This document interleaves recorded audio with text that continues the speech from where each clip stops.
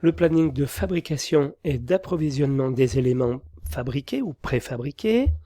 Ce planning permet de prendre en compte les impératifs de délai d'étude, d'établissement des plans, d'exécution des moules de coffrage, par exemple s'il y a des moules à faire, et la fabrication des ouvrages.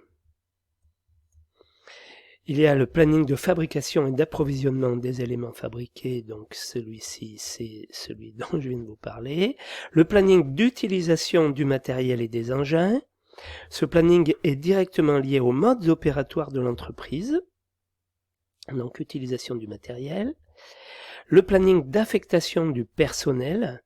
Ce planning permet de savoir si l'ensemble du personnel sera disponible aux dates prévues.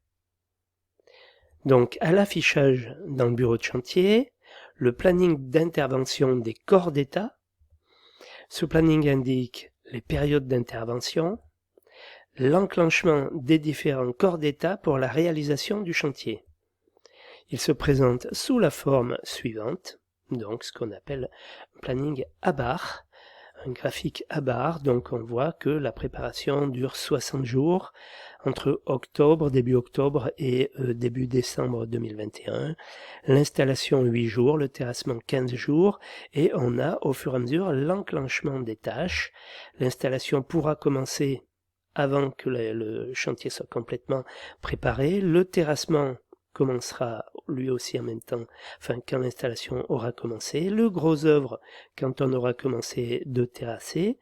La charpente va commencer, elle, alors que le gros œuvre aura presque terminé.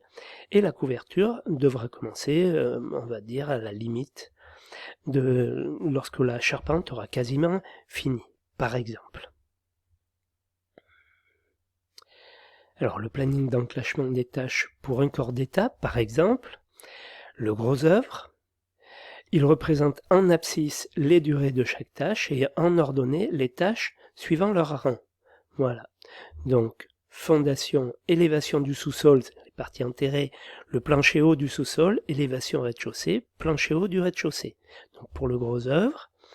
Donc on a 3 jours pour les fondations, 10 pour les maçonneries enterrées, 10 jours aussi pour le plancher haut du sous-sol, 8 jours pour les élévations, 8 jours pour le plancher haut du rez-de-chaussée.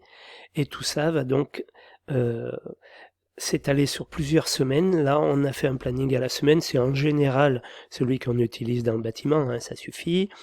Donc la semaine 49, les fondations commencent. Les élévations du sous-sol aussi se termineront semaine 51, alors que le plancher haut du sous-sol, lui, commencera 50 et finira à la fin de la semaine 51, voire au tout début de la 52, et etc. etc. Les élévations du rez-de-chaussée, elles seront interrompues par les congés en semaine 52 et devront reprendre semaine 1. Voilà, donc les congés, elles décalent la fin du lot gros œuvre. Voilà, par exemple. Le planning main-d'œuvre, donc le planning main-d'œuvre, on sait que par exemple sur le lundi matin on travaille 4 heures, le lundi après-midi 3 heures. Donc que pour les fondations j'ai un budget de 63 heures, donc j'affecte 4 personnes sur cette journée-là, 4 le mardi, 2 le mercredi matin. Et j'arrive donc à 28 et 28, 56, 56 et 8, 64. Il y aura une petite heure en trop, c'est pas grave. Donc ensuite pour les élévations, j'ai 350 heures. Donc le budget cumulé 63 et 350, 413 heures. Et là, j'agis toujours de la même manière. 7 heures, c'est l'horaire journalier, donc réparti entre le matin et l'après-midi. 4, le nombre de salariés. 28 heures par jour, parce que 4 heures le matin pour 4 personnes, ça fait 16 heures au total. 3 heures pour 4 personnes, ça fait 12 heures, donc 28 heures au total, vous avez compris le truc. Et on essaie, autant que possible, de lisser ce nombre-là.